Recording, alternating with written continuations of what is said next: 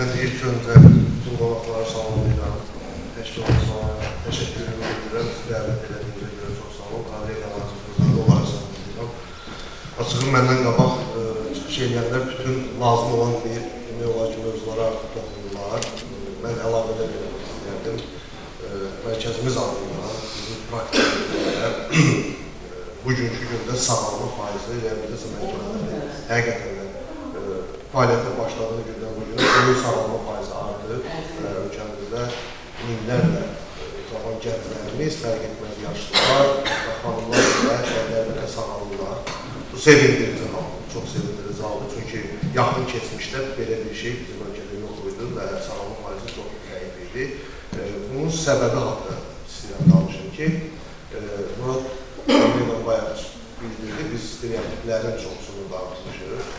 Hansı ki, keçmiş düşüncələrdən artıq işləməyən dediyim, artıq öz aktuallığını itirən düşüncələrdən azad edəməliyik cəmiyyətimizi. Bunlardan da biri odur ki, narkomanın və yaxud da digər asılı yönlərinin, nümayəndələrinin bugünkü cəmiyyətimiz bir xarakter problemi olaraq bilirlər, bir şəxsiyyət problemi bilirlər, amma bugünkü gündə elm üsulu deyil və faktlar üsulu deyil ki, bu bir xarakter problemi deyil, bu bir xəstəlik.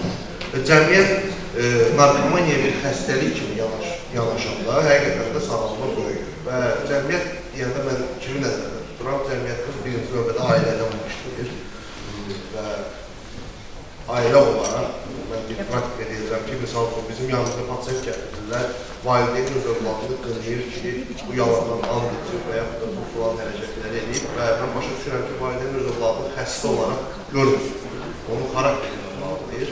Amma biz izah edirik ki, bu bir xəstəlikdir, bu insan sağlamında tamam olaraq. Çünki bir insana çevrilir, sağlam və bu davranışlardan əl çəkir.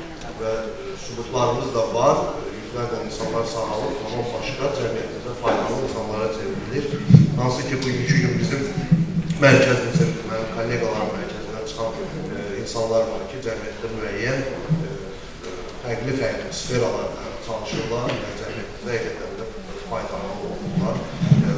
Yerdir, çox reaksiyandır.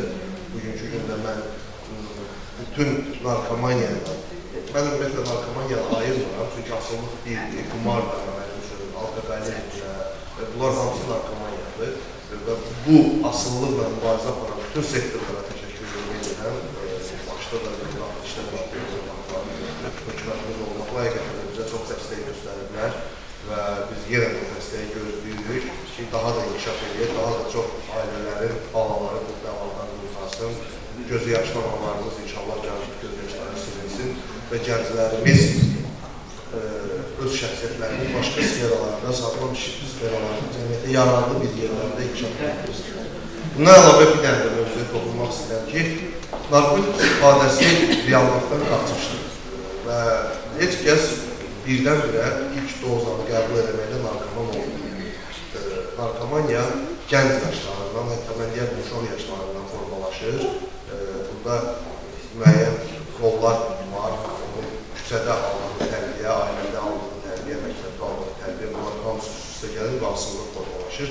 Ona görə də burada bizim gənclərimiz var, mən görürəm, mən əsas onlara tərəf müraciət etmək istəyirəm ki, bir narkomandan soruşsaq, statistika aparsaq, bir təcrübə aparsaq, soruşsaq, narkoman ilk dəfə narkotik qəbul edəndə düşünmürdü ki, o narkoman olacaq. Sırf fərqlənmək üçün, öz ətrafında fərqlənmək üçün o narkotik istifadə edirdi və mən buradan gənclərə müraciət edirəm ki, fərqlənmək üçün narkotik yox, təhsil almamız lazımdır, idmanla məşğul olmamız lazımdır və bu cəmiyyətə yararlı olmamız lazımdır.